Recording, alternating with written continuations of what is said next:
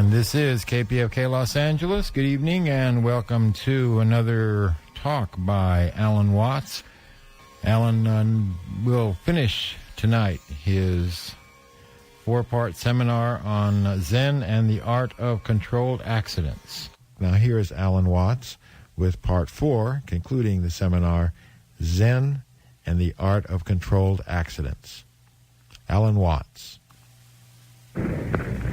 The point of view of Zen and of Taoism has many curiously practical applications. And I wanted to start off this afternoon by saying a little bit about one very close to home, which is clothes. Now, when you notice how Western clothes are made, you will find, if you are experienced in packing, that shirts are difficult to fold, that suits are absolutely abominable to put into a suitcase, that women's blouses are the most curiously odd conformations, because none of our clothes conform to the nature of cloth. We try to make the cloth conform to the nature of our bodies, and the results are not always too edifying. When the Japanese adopt Western clothing, they look perfectly absurd, and they have no idea how ridiculous they look. Especially at a formal wedding, when they wear striped trousers, cutaways, top hats, with the girl in the traditional kimono and white headdress. It's the funniest looking thing on earth to see this match. Now we, it is true, do not wear Japanese clothes really elegantly. They usually push it a little down here, have a little bit of belly showing. They're rather proud of that. It's called hara, H-A-R-A. So you get the phrase harakiri, belly cutting. Not harikari, please, never say that. Harakiri. Hara, belly, and the thing that really, if you practice then, you get a belly like rock, so that if somebody kicks you in the tummy, they break their toes. Now, notice then, my sleeves are conveniently full of all sorts of things. I've got pipe and spectacles and things in there, and I stretch it out. But you see what's happened here? The rectangular pattern of weaving cloth is followed. The whole of this thing is constructed on rectangles, and so it folds perfectly. And it's extraordinarily comfortable. And the cloth follows its own nature. And in following its own nature, it creates a garment of considerable dignity. When I see old ladies going around in frocks, they get those hats on that are all little flowers all the way around, and then they're about this big around, and then they get a frock on. And they lean over, and you can see the tail of the slip underneath, and maybe you see where their stockings are rolled up just above their knees, and that sort of scene is just terrible. When you get to be a portly old lady, you should have something that really covers you. And likewise, when you become a populous old gentleman, you should get something that is a graceful, flowing affair. I once asked a young Japanese who arrived in San Francisco. He'd never been in the West before, and we discussed Japanese dress and why it was being abandoned. There are two reasons why it's being abandoned in Japan, although it's superbly comfortable. One is you can't run for a bus in one.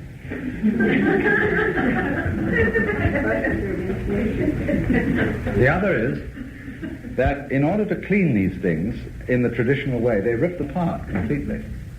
And they iron all the cloth elements separately and then sew them back together. Now, there's no necessity to do that. These things can be reconstructed as this one has been. This one is an adaptation to modern ways. It's made of heavy cotton, and it can be sent to the cleaner just like any ordinary suit, and is much simpler to deal with than an ordinary suit. But this business about not being able to run for a bus is the whole point. Running for buses is an insult to human dignity. When you get above the age of 20, you should never hurry. Never. You can't hurry in this outfit. You have to walk at an easy pace and take rather shorter strides than you would normally. The Zen monk can take in his outfit quite a stride, longer than that. He has a different gear, and they stride quite a bit. But in this is a sort of a dress for a scholarly gentleman who will shuffle amiably along and looking at things as they go around. And you see, it cuts you down without making you uncomfortable. It is capacious. It is supremely comfortable in the sense that I would advise any man going to Japan, the first thing he does on arrival is to go to a tailor and have one of these made for him. Especially if you're going to go outside the beaten track, and if you're going to be staying in temples. Women I don't advise that wear kimonos, not Western women, because they get treated like Japanese women. And if you're not used to that, you won't like it. So the woman in Japan, the Western woman in Japan, should wear very full skirts and be very comfortable. If possible, don't wear corsetry and all those pulleys and blocks and tackle arrangements that women have on the garments. Be very comfortable in full skirts. Slacks are not too well appreciated, but the Japanese girls are beginning to wear them. But I think for the Western woman to wear a full cotton or heavy cotton or wool skirt is the ideal thing, which can just flow around and be comfortable. But men, especially traveling out in the rural districts, you'll find that one of the most uncomfortable things is to sit Japanese style wearing pants. Pants, in any case, are an effrontery to manhood.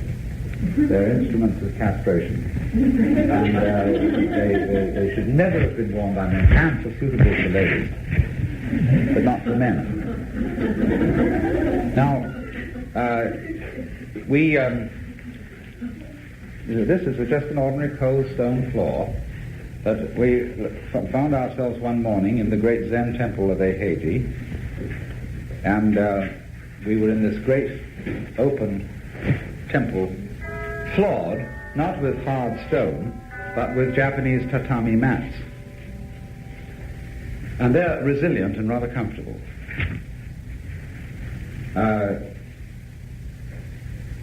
There were about 500 Japanese pilgrims came there at 4 in the morning to sit and attend the Zen celebration. And the doors kept opening and drafts kept coming in. And there was a Japanese girl next to me wearing a sweater and slacks, and she was shivering and cold and sneezing. And then all our tour members who were dressed Western style were horribly uncomfortable. I had this thing, and you can huddle down onto the floor like that. And if you have to train a little bit in this. It's a little hard on the ankles. But you open your heels, and you sit between your heels, and the matting is soft and you're completely covered up. Then you are warm and cozy. If you want to change and you get tired of doing that, you sit over that way like this, or to the other side. But you will remain all the time covered and warm and at ease in a world that is geared to the floor. You see, our world is terribly complicated. I mean, when I look at people in an auditorium like this, sitting on these particular kinds of chairs, I interiorly giggle, and I don't want to be rude, but they look like birds on perches. Human perches. Something has to hold you up, you see, and so on. Because we in our culture, you see, we're not properly grounded. Of course, the Chinese have invented the most uncomfortable furniture on earth. The formal Chinese teakwood chairs are very comfortless, but very dignified. The way they can sit on those things, and everybody is a prince in a throne. But being mated to the floor is a very fascinating way of life. There are certain things that we could suggest to the Japanese by way of improvement, and they will willingly learn. There are ways of stopping drafts that they haven't caught on to. There are ways of heating and there are ways of lighting that they don't understand and that we do. But they understand beds much better than we do. They understand baths much better than we do. And this life geared to the floor has this fascinating quality that you don't need to invest in an enormous amount of furniture. You know, the things, the bills we incur when we move, because we have to move these colossal, overstuffed couches, most of which look like gun emplacements. These dreadful things with springs in that are made for the feeble-bodied. But the floor covered with comfortable mats. And once you learn the art of floor living, most teenagers know how to live on the floor. Because they like, for example, to read a book lying on their backs on the floor with their feet on the seat of a chair, or pushed against the wall, or some funny position like that. And I find when I give lectures, and there's a crowd, that the young people come to the front and sit all over the floor. Now there's a Turkish proverb that he who sleeps on the floor will not fall out of bed. And there's a sense of getting grounded, you see, being with the earth. And that one of the principal facets of Zen meditation is that after a certain time of practice, you feel one with the globe of the earth, rooted like a tree. Now, I'm not trying to say that we are trees and ought to be rooted. Buckminster Fuller would thoroughly disagree with me and say that the whole marvel of a human being is that he learns to be unrooted, that he learns to be completely modal like a fish or a bird. And so that's true. But at the same time, to be able to relate to the ground and live on the ground and do without furniture is a great advantage, and especially an advantage of this kind of clothing. Now, you see, when a Japanese businessman goes home in the evening, he's been wearing Western clothes. He's wearing a regular business suit and a black necktie, and he's miserably uncomfortable all day, but he looks right. The minute he gets home, he puts on what's called a yukata. A yukata is a cotton kimono, usually made of striped material, rather light. In summer it is very thin cotton, and in winter it is padded. But this is a bathrobe, essentially. And they relax in this, and they'll dance in it, they'll do anything, you know. In the hotels, all the Japanese families come, and in the evening they put on yukata. And suddenly revert to this more comfortable way of life.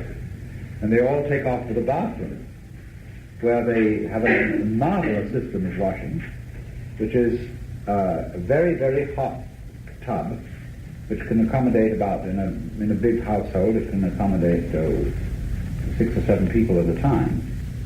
And you wash outside the tub, standing on a tile floor. You take buckets full of water from the hot tub and throw them over yourself. The whole room is steam all through, you can't see a thing. If you're afraid of being immodest, because the sex is mixed, you just can't see anything. And so you wash off with soap outside, rinse off, then you get in the bathtub and you sit. And you talk. Conversation, you sit until you can't stand it. You've had enough. Then you can go back to your room, and if you live in a private home, make a telephone call in advance, so if you live in a hotel, the manager does it for you, and you get a masseuse. Male or female, very often blind. And before you go to sleep, they'll come and they will use their fingers like little nibblers. They're not these kind of tough finish masseurs who go boing, bang, and knock you about. But the very, very subtle vibration of the nerve ends. And you go to sleep. It's great. And this is, you see, a highly civilized way of living. This is an aspect. I'm just saying these things to talk about clothes and bathtubs and rooms to show this very important point that Zen Buddhism is not like we think of religion as being spiritual.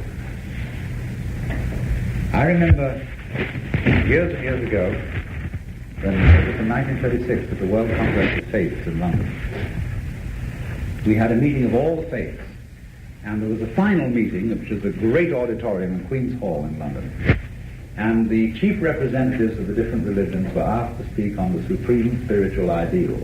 Well, you can imagine what an opportunity for hot air that was. And people got up and they talked about this abstraction and that abstraction and brotherly love, and it became sickening. Finally, little old Suzuki got up with his eyebrows going like this, and he said, I am asked this evening to talk about supreme spiritual ideal. I'm not at all sure what word spiritual means, so I look it up in the dictionary. I cannot understand this word. I see spiritual people in this country here in England, but the spiritual people make very ugly material surroundings. I think spiritual, we Buddhists see spiritual material the same thing. And then he went on to give a description of his garden and house at home, and to make the point that the West is confused. We think we're materialists, and we aren't. A materialist is a person who loves material. Wouldn't that be a fair definition? Do any of our cities look as if they were made by people who love material? Hey, let's take Los Angeles. You take Los Angeles. It is a junk heap. It is made by people devoted to the conversion of material into rubbish as fast as possible. I mean, lots of the things we make are rubbish even before they're thrown away. We can't cook properly. I mean, some of us can, in our homes, and a few elegant restaurants.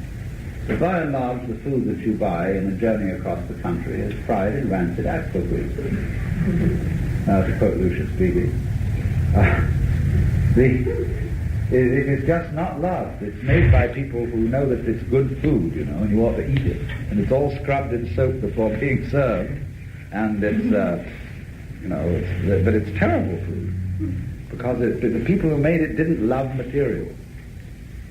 We are devoted, you see, in this war against nature to abolish the limitations of time and space. So we've got these jet planes. Now, jet planes are made by true materialists. They are beautiful pieces of engineering. And those people, they love steel, and they love wiring and electricity. They know they can make it. But the use to which this thing is put, instead of being for a marvelous entertainment, that zoom as you go off, and they're so maneuverable. These poor pilots have to keep them still like that just because they'll But actually, out of one of these jet planes, you can have a real ride. They're tremendously tough. Beautifully airworthy. And so you could go to Hawaii, instead of just going straight like that as fast as possible, everybody sitting and pretending they're in their living rooms. Make circles, and you have a wonderful time traveling, but you don't do that. So what happens is this. In abolishing the limitations of time and space and conquering nature, Hawaii becomes the same place as Los Angeles. It is being Los Angelized. And it is Honolulu at present is a cross between Atlantic City and Sunset Boulevard and a little bit of Tokyo thrown in. Because all places connected by jet are becoming the same place. Wake up in Tokyo and you don't know where you are. You have a vague feeling it's Japan, but you're not sure that it isn't San Francisco in some sense. It might be Los Angeles, it might be Paris, it might be Shanghai. It's all thrown together. And more, you see, every great metropolitan center of the world is becoming the same place. And this place is a junk heap. You know that book that's been published, God's Own Junkyard? Photographs of our world, our civilization, what we're doing with it. And it's because we do not love material. The great symbol of the unlove of material is plastic. And stuff called tiki-taki, actually, which is a mixture of plaster of Paris, paper mache, and plastic glue. And it comes in any flavor. And it's formless and has no texture. And, you know that song? They're all made out of tiki-taki and they all look just the same. Well, that is the symbol of the philosophy against material. Make material infinitely malleable. Make it as completely spiritual, in other words, as possible. Drink pure alcohol instead of wine. You see, that's becoming increasingly spiritual. Because what the spiritual person is looking for is kicks. In the sense of magic, the Aladdin's lamp. Rub this thing and instantly anything you want will be fulfilled. And that is the one situation that nobody really wants, if you think about it. Let's take it in regard to sex.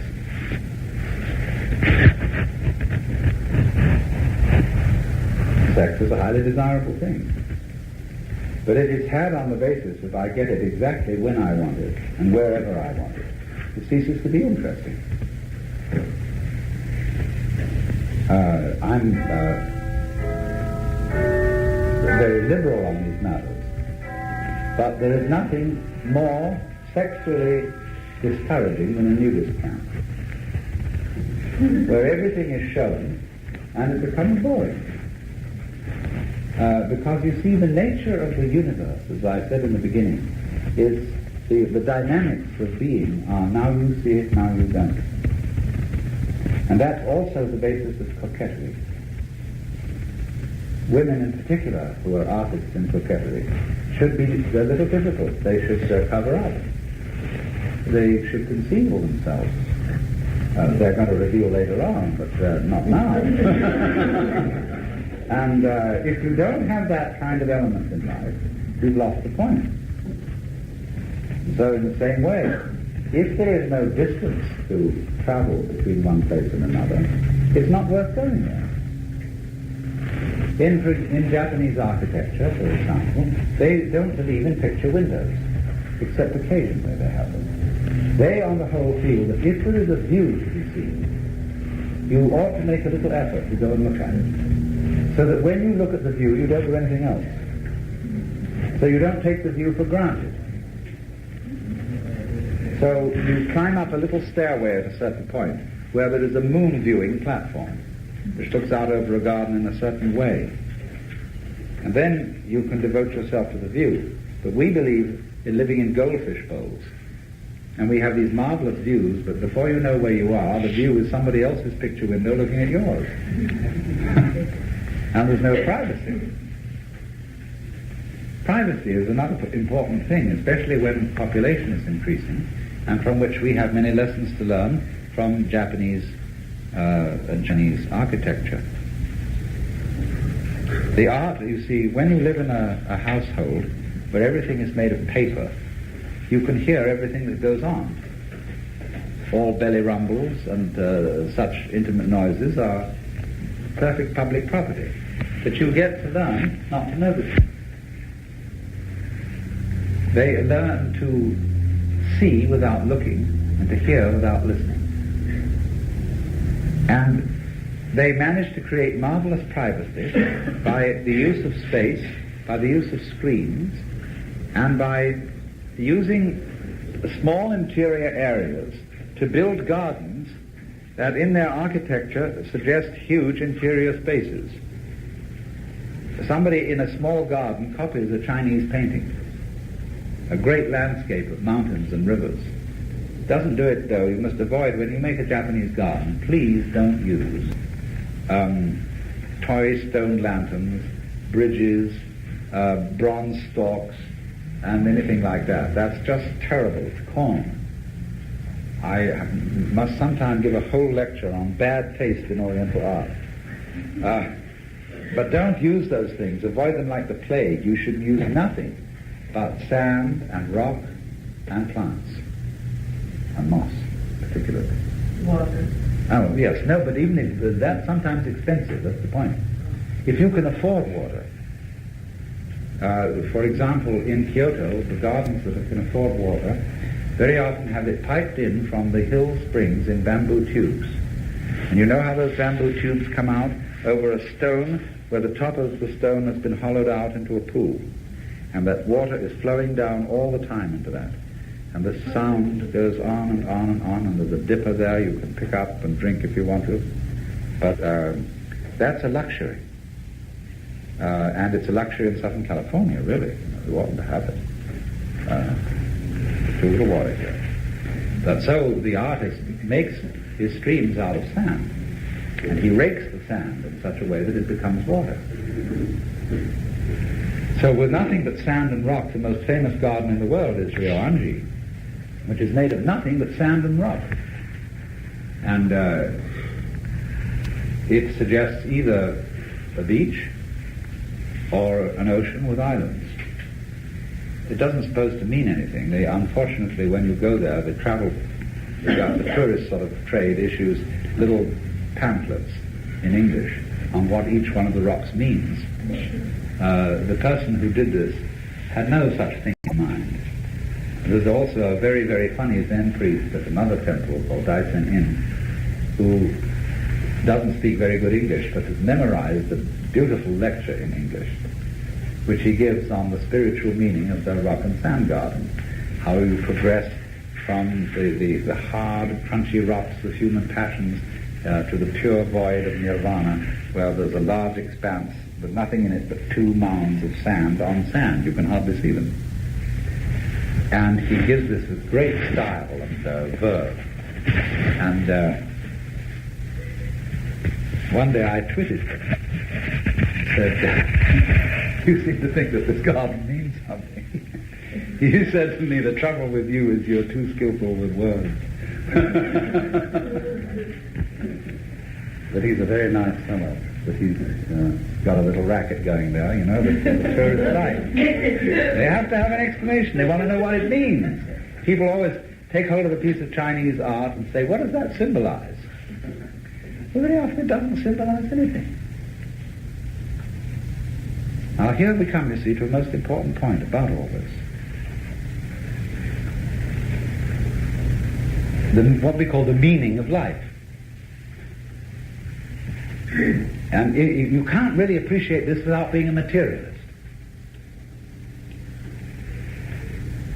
Words have meanings. Because every word refers to something other than itself. The word water refers to a certain drinkable experience. And you know what water means if you've had that experience. But water, as a noise and as a set of letters, is not the same, is not itself drinkable. And so we could have a kind of a Zen saying, water cannot be drunk. And you would now get the meaning of that, wouldn't you? It's terribly important, therefore, not to get hooked on words. Because to get hooked on words is the same thing as to get hooked, say, on money. Money symbolizes wealth in the same way that words symbolize the physical world of nature. Now, money is a very poor diet. You can't eat it. About the only thing that you can do practically with money is use it for wallpaper. But yet people value money more than they value wealth. You know this experience when you go to a supermarket and you come up with your cart full of all these things you bought. And the clerk rings up the thing and finally hands you a strip of paper about so long and says, $30, please. And people feel a little bit gloomy. $30 gone. But you've got the stuff in the basket.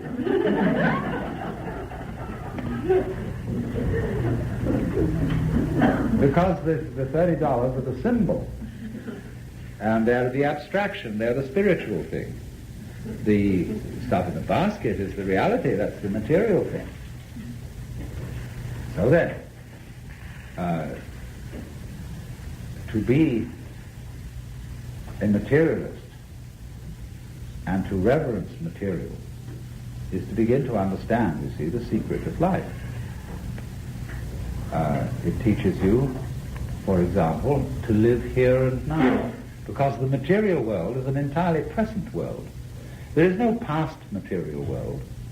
There is no future material world. Past and future are purely abstract worlds. They're worlds one can think about, that have happened and have gone, but can be preserved in memory symbols. And the future world is a world that may happen. But the real world is entirely now. The great problem for mankind, you see, is to relate to the real world, which I will call the material world. To live in it, to be here. And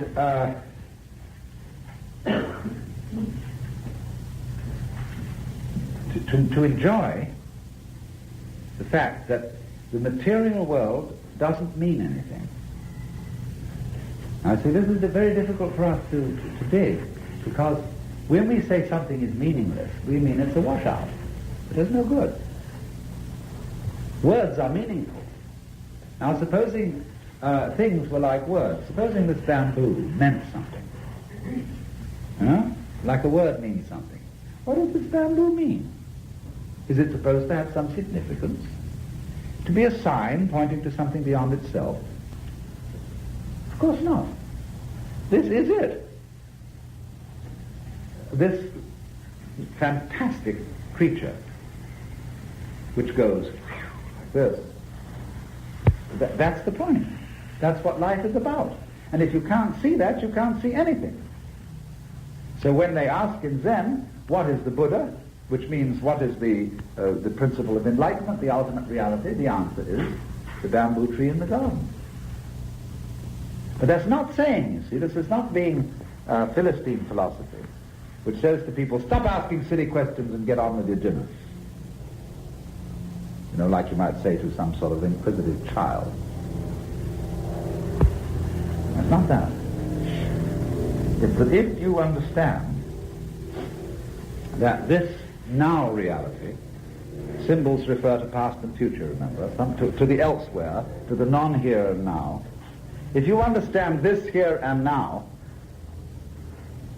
you are there. You've arrived. And there are no further problems. So when they say in the Hindu tradition, Tattvamasi, that art thou, or this world is Brahman, which means the witch than which there is no witcher, they mean just that. Just exactly that. Arrive here. But here, you can't understand it if you look for meaning in it. When Rinzai, a great Chinese Zen master, was asked, what is the meaning of Buddhism? He said, if there is any meaning in it, I myself am not delivered.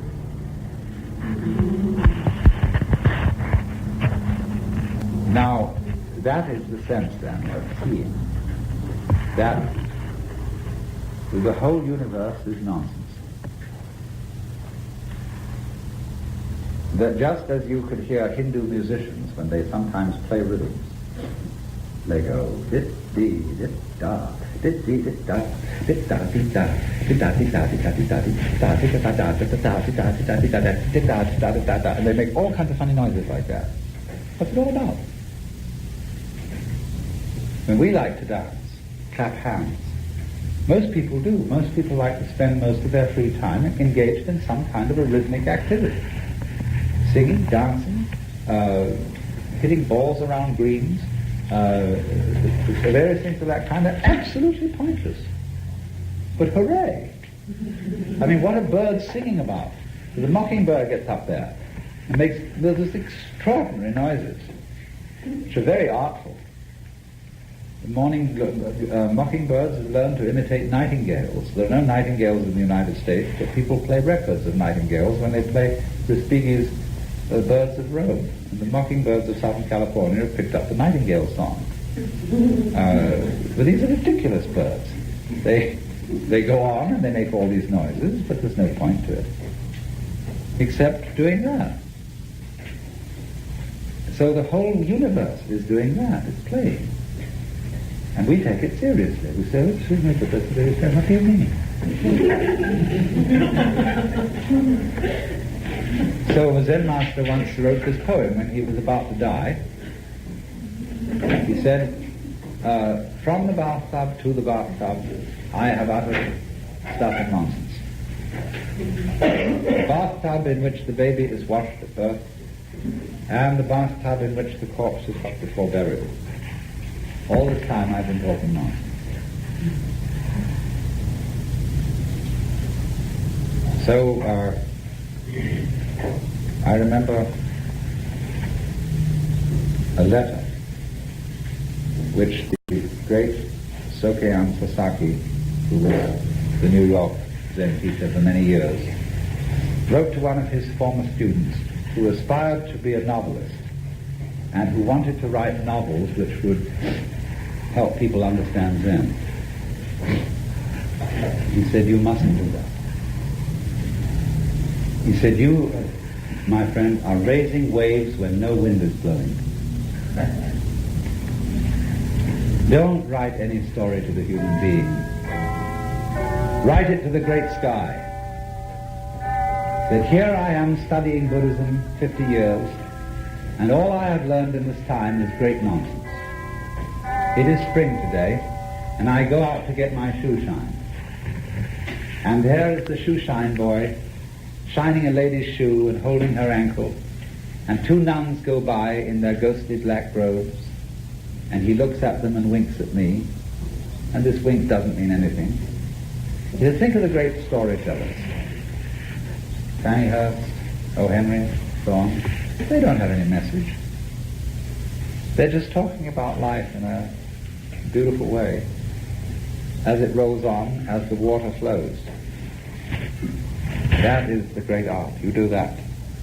So in the same way that we had some time ago a discussion in Kyoto with Morimoto Roshi, a marvelous dinner party, and we were talking about the work that is being done in Japan to translate Zen literature into English. And Morimoto Roshi shook his head and said, I don't think that's necessary. He said, you can use any book you like to teach Zen. You can use the dictionary. He said, I make a koan to my students. What is the first word in the dictionary? Think that one over. Or you said you could use the Bible. You could use Alice in Wonderland. He said, after all, the sound of the rain needs no translation. That's the most interesting thing I heard in Japan, except the sound of the rain.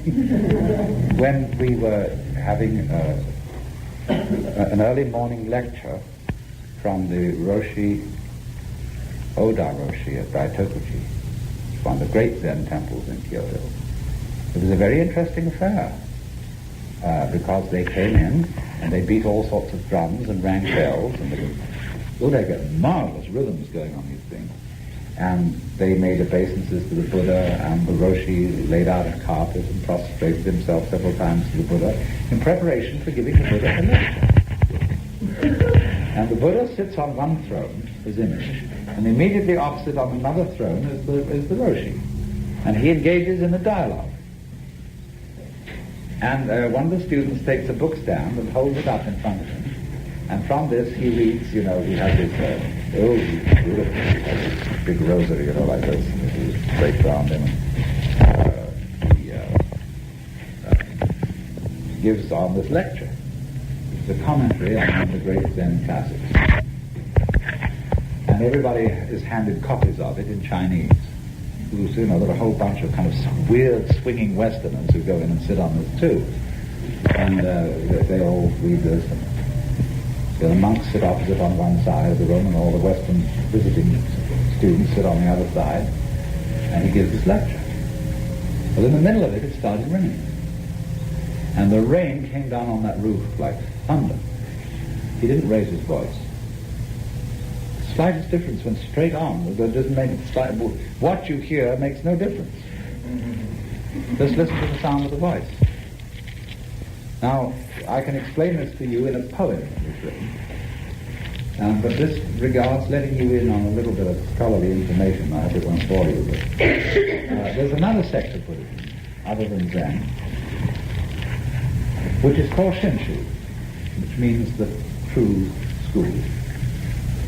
Or Jodo Shinshu means the pure land true school. And this is the easy way of Buddhism. Because you can't, they say, this world and its practical problems and all its commitments and involvements make it too difficult for ordinary people to become enlightened. But this has all been taken care of in the higher worlds because there is a great Buddha called Amitabha, in Japanese Amida, and he has made a vow that anybody who repeats his name with sincerity will at their death be born into his special domain where it's a cinch to become a Buddha. Everything's made easy. And when you get there, there'll be a great pool, vast pool, think of that pool, in front of this Buddha. And every new person, the lotus pops up in this pool, and the Buddha pop, and there's a new person from this world sitting in that lotus. And eventually that lotus is going to be as big as the universe. And there's going to be you as the Buddha sitting on it, And then your lotus pool in front of you and all those new lotuses coming out.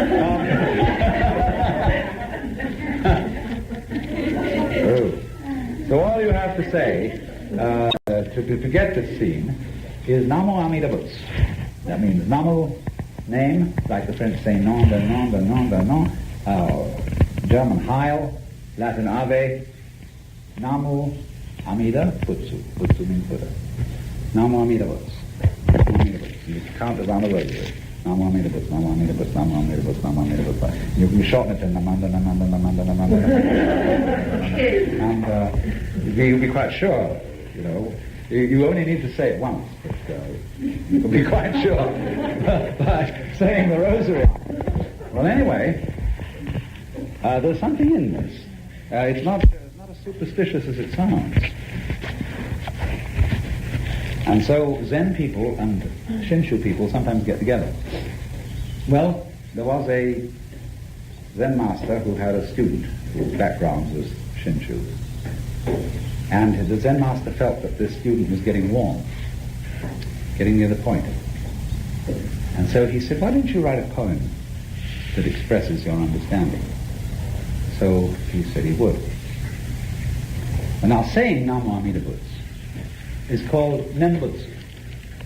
Nembutsu is remembering Buddha. See? This character, Nyan, that means now, mind, underneath it, to remember. Or it means to think about, hold the mind. It means also an individual thought. And Buddha, I'll cheat and write it the modern way. I'll do that now. Remember. So the poem that he wrote was, when the Nembutsu is said, there is neither